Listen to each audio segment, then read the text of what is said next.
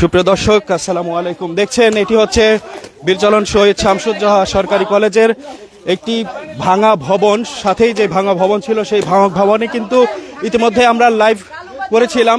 সংবাদ প্রকাশের পরেও কিন্তু এখানে নেশার উপক্রম করেনি বিধায় এখানকার স্থানীয় যারা যুব সমাজ রয়েছে, সচেতন যুব সমাজ, তারা কিন্তু এই নেশাখোরদের কিন্তু নিজের হাতে কিন্তু ধরেছে। এখন হাতে নাতে নেশা করা অবস্থায় কিন্তু তাদেরকে ধরে ফেলেছে। দেখুন ভাই, এই দাঁড়াও, মারো না। আচ্ছা, আপনি কেন ঢুকছিলেন ভাই এখানে? একটু নেশা করতে চাইছিলাম ভাই। নেশা করতে ঢুকছিলেন, কিন্তু এখানে ঢুকেন কেন? এখন তো কলেজ চলছে ভাই। ভাই আমার ভুল হয়ে গেছে, বুঝতে পারি নাই ভাই। ভুল হয়েছে না? এর আগে যে একটা সংবাদ প্রকাশ হলো, তারপরও এখানে প্রশাসন আসতো নিয়মিত, তারপর আপনার কেন এইভাবে? আমি এটা জানি না ভাই, এই জন্য ঢুকি পড়ছি ভাই। আমার ভুল হয়ে গেছে ভাই। কতদিন যাবত এই ভবনে নেশা করেন? আমার বাসা এখানে ভাই। আমার কতদিন যাবত এখানে এসে নেশা করেন আপনি? নেশা এখানে সবাই করে, প্রত্যেকে। আমি সবাই করে? কতজন নেশা করে ভাই? অনেক লোক নেশা করে ভাই। আমি এখানে। আচ্ছা ভাই আপনি কেন ঢুকছিলেন ভাই? আমি ঢাকা থেকে কালকে আসছি, এরা দেখতেছি আমি ঢুকিছি, আমি কিছু করিও নি। আমি এগুলার লাগি আরো এই ভাঙা ভবনে আপনি কি করছিলেন? এই যে এটা ডাকছে তাই গেছি। আমি তো এখানে থাকি না, ঢাকায় থাকি। আচ্ছা, নেশা করতে ঢুকছেন? না। তাহলে কি কারণ? এমনি একটা ডাকছে, এ তো বলছে যে নেশা করতে ঢুকছে। জিজ্ঞাসা করেন আমি খাইছি কিনা। দর্শক দেখেন, থাক, মারিও না। নিষেধ করছি যে লটির পিঠা এই বাড়ির পিছনে আসলে। আচ্ছা, আসলে সবাইকে একসাথে করা। দেখুন, এই সেই ভবন, এই হচ্ছে সেই ভবন। আমরা বেশ কিছুদিন আগে একটি রিপোর্ট প্রকাশ করেছিলাম যে ঠিক এই ভাঙা ভবনের কিন্তু মাদকের আখড়ায় পরিণত হয়েছে। এখন কিন্তু কলেজ চলছে এবং কলেজ চলাকালীন সময়ে দেখুন, আমরা প্রায় 4 জনকে হাতে নাতে পেলাম যারা কিন্তু মাদক সেবন করছিল, অর্থাৎ হেরোইন সেবন করছিল। তো এলাকার যুব সমাজ যারা রয়েছে, তারা আজকে হাতে নাতে, অর্থাৎ সরাসরি কিন্তু তাদেরকে নেশাজাত দ্রব্য সহ তাদেরকে আটক করেছে। আটক করে তাদেরকে এখন আইনে সোপর্দ করার জন্য নিয়ে যাচ্ছে। ওদের ধরো। আসো।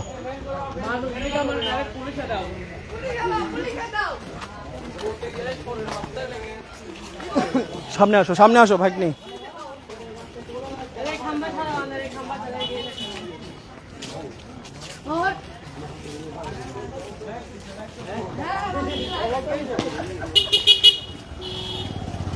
চলছে না? আচ্ছা, আরো দেখতে।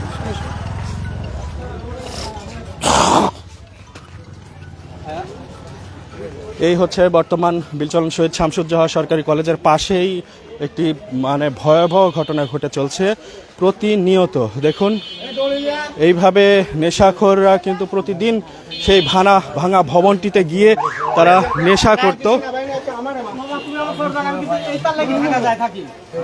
আচ্ছা, এখন আইন শৃঙ্খলা রক্ষাকারী বাহিনীর দৃষ্টি আকর্ষণ করছি, আপনারা যদি কেউ লাইভটি দেখে থাকেন তাহলে অবশ্যই এখানে ফোর্স পাঠান এবং এই মাদক যারা গ্রহণ করছিল সেই জায়গাতে তাদেরকে আইনের আশ্রয়ে নিয়ে যান।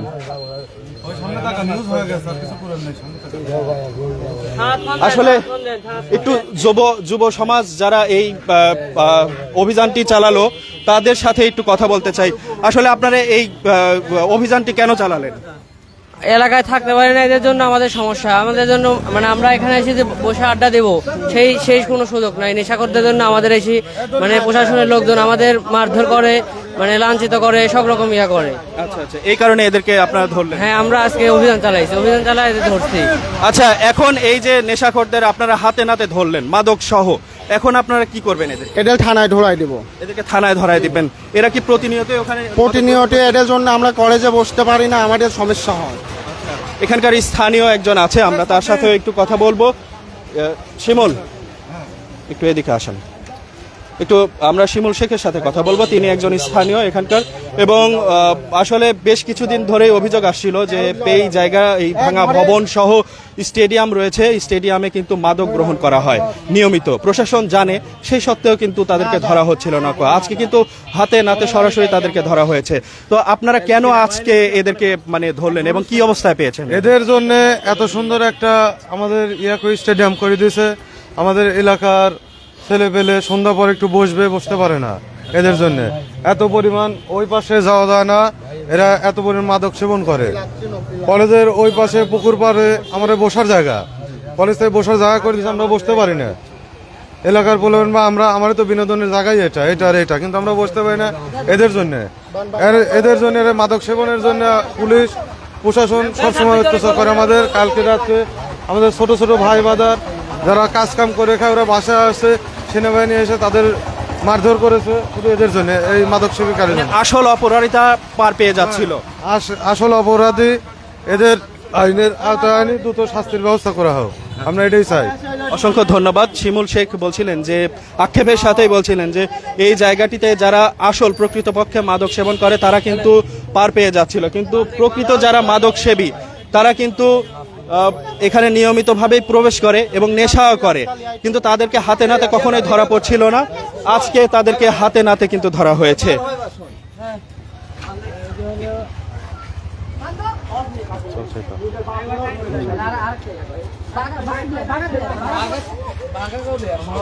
দর্শক দেখুন, যারা মাদক সেবন এবং মাদক ব্যবসা করে তাদেরকে আজকে হাতে নাতে তাদেরকে ধরা হয়েছে, এবং তাদেরকে এই কলেজের শিক্ষার্থীরা এবং এলাকাবাসীরা সরাসরি কিন্তু তাদেরকে হাতে নাতে ধরেছে। ধরার পরে তাদেরকে পাটকিয়ে রাখছে, এবং পুলিশ প্রশাসন এখানে আসার পরে তারপরে কিন্তু তাদেরকে আইনের হাতে সোপর্দ করা হবে।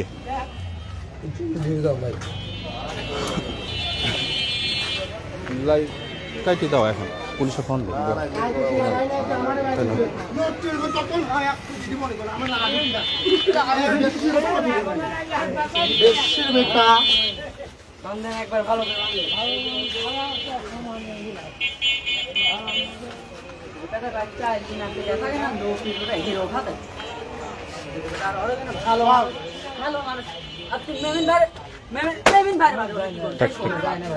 ওই গেল হচ্ছে বাড়ির পিছনে, এবং আরো দুই সাইডে ছেলে পেলে নিয়ে গেছে। আমার দেখেই কয়ে যে ভাই আর জীবনে আসলে 2 দিন পর আবার গেছে। যাসনি কি জন্য গেছে ভাই, কি জন্য গেছে ভাই, কি জন্য গেছে? দেখুন, অভিযান কিন্তু এই স্টেডিয়ামে যে অভিযান হয় সেখানে কিন্তু কলেজের শিক্ষার্থী সহ এলাকাবাসীরা তারাও কিন্তু অভিযানে নামছে, এবং তারা নিজ হাতে তাদেরকে ধরছে এবং ধরে আইনের হাতে সোপর্দ করবে।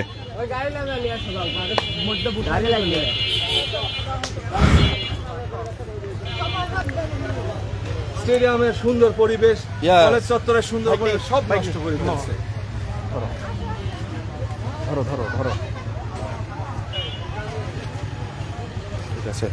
দর্শক, এই মুহূর্তে আমরা একজন শিক্ষকের সাথে কথা বলবো, আসলে কি ঘটনা ঘটেছিল এবং কেন এদেরকে ধরা হলো আজকে, এই বিষয়ে আমরা একটু জানার চেষ্টা করব।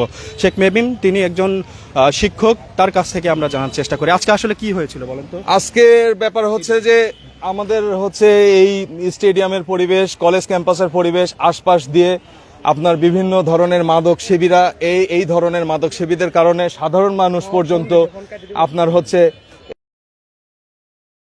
আগে আসো, রোড থেকে আগে আসো, হ্যাঁ এখানে আসো, এদিকে আসো। দর্শক, একজন শিক্ষকের সাথে আমরা কথা বলবো, আসলে কি ঘটনা ঘটেছিল আজকে এই জোহা কলেজ ক্যাম্পাসে, এবং ভাঙা ভবন নিয়ে কিন্তু ইতিমধ্যেই অনেকগুলো তথ্য আসছিল বা রিপোর্টও হয়েছে। তো আজকে আসলে কি হয়েছিল একটু বলেন তো। ব্যাপার হচ্ছে যে রিপোর্টের পরে তো জানেন যে এইখানে কোনো মানে বহিরাগত কেউ প্রবেশ করা এটা তো সম্পূর্ণ নিষিদ্ধ, পাশাপাশি ওই ভবনটাই নিষিদ্ধ। সেই জায়গাতে হাতে নাতে গিয়ে এই মানুষগুলোকে পাওয়া গেছে, এবং যারা কলেজ চলাকালীন সময় একদম প্রপার টাইমে কলেজ চলাকালীন সময় তারা ভেতরে ঢুকে হেরোইন সেবন করতেছিল। এলাকার বিভিন্ন সচেতন মহল কিংবা এলাকার যারা ইয়াং জেনারেশন আছে তারা বেসিক্যালি তাদেরকে ধরছে। এটার শিক্ষার্থীরাও ছিল 2-4 জন, তারা এদেরকে ধরছে। এর মূল কারণ হচ্ছে যে এদের কারণে ঠিকঠাক মতন স্টেডিয়াম বলেন বা কলেজের পুকুর পাড় বলেন বা শহীদ মিনার চত্বর বলেন, কোথাও কোনো সাধারণ শিক্ষার্থী বা কোনো সাধারণ মানুষ বসে থাকতে পারে না। কারণ বসে থাকলেই প্রশাসনের মানুষ কিংবা আর্মি প্রশাসন মনে করে যে এরা হয়তো মাদক সেবী, এই মনে করে তারা মারধর করতেছে এবং ভালো ভালো মানুষ মার খাচ্ছে। কেউ কিন্তু আতঙ্কিত হয়েও দৌড় দেয়। তখন দেখা যাচ্ছে যে তারা এরকম ধরনের ভিকটিমের শিকার হচ্ছে। আসলে ভিকটিমটা হচ্ছে কিন্তু এদের কারণে। They need proper treatment and guideline, so we will have to face this problem and solve this problem immediately. ধন্যবাদ। তা আসলে একজন শিক্ষকের সাথে আমরা কথা বলছিলাম, তিনি যে কথাগুলো বলছিলেন যে এখানে যারা আসলে মাদক সেবন, প্রকৃত পক্ষে যারা মাদক সেবী তারা পার পেয়ে যাচ্ছিল, কিন্তু সাধারণ মানুষ যারা এখানে নিয়মিত বসে থাকে তারা কিন্তু ভিকটিমের শিকার হচ্ছিল। আচ্ছা, আরেকজন মাদক ব্যবসায়ীকে সম্ভবত ধরা হয়েছে। আমরা আসলে একটু এদিকে আসি। আমরা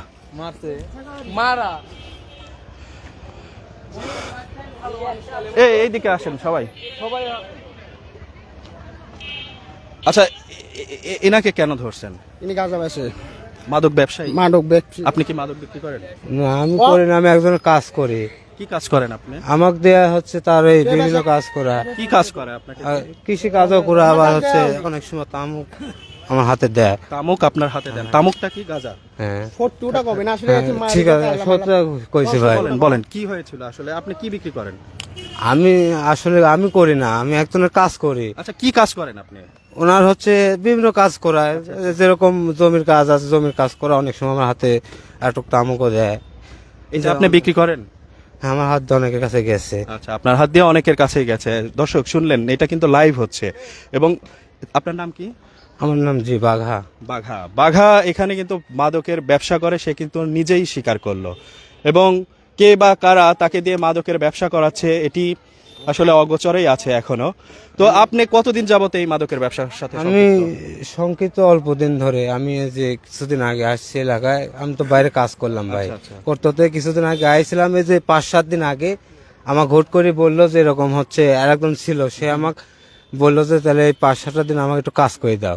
তার জমির কাজ করতে করতে তার পাশাপাশি এগুলি আমার। কিন্তু এই যে আপনি যে মাদক বিক্রি করেন এরকম কলেজ ক্যাম্পাসের ভেতরে এবং এইটা স্টেডিয়াম, গুরুদাসপুর উপজেলা মিনি স্টেডিয়াম, এখানে যে আপনি মাদক বিক্রি করেন, সেই ক্ষেত্রে সাধারণ মানুষ যারা আছে তারা তো নিরাপদে বসতে পারছে না, তাদের যে সমস্যা হচ্ছে, কিন্তু এগুলো আপনি কেন করেন ভাই? এটার জন্য আমি ভুল স্বীকার করতেছি, আমি বুঝতে পারি না। আমি আসলে এর ভিতরে জড়িত না, আমি 5-7 দিন ধরে আমি জড়িত হয়ে গেছি। আমি অন্যায় করছি, আমি মাপ চাচ্ছি না ভাই, আমি ছিলাম না ভাই, সত্যি ছিলাম না। আমি বাইরে কাজ কাম আর করবেন না আপনি? না, আমি আর কোনোদিনও এগুলোর সাথে জড়িত হব না। আপনাদের কাছে আমার রিকোয়েস্ট, সবাই আমাকে এবারকার মতন আপনারা আমাকে রক্ষা করে দেন। আমি আর চাই না এইসবের সাথে আমি জড়িত না। আর দেখতে পারে যে বিচার হবে, আমি সেই বিচারে মাথা পাইতে নেব। আপনাদের গুরুদাসপুর উপজেলা প্রশাসন, গরিব মানুষ ভাই, ইউনো ফাহমিদা আফরোজের দৃষ্টি আকর্ষণ করছি, আসলে এদেরকে আইনের হাতে সোপর্দ করা কিন্তু এখন খুবই জরুরি হয়ে দাঁড়িয়েছে। তো আজকে এই পর্যন্তই। সবার কাছ থেকে এখনকার মতো আমি বিদায় নিচ্ছি। জুয়েল টিপু, সবাই ভালো থাকবেন এবং সুস্থ থাকবেন এবং মাদক থেকে সবসময় দূরে থাকবেন। আল্লাহ হাফেজ।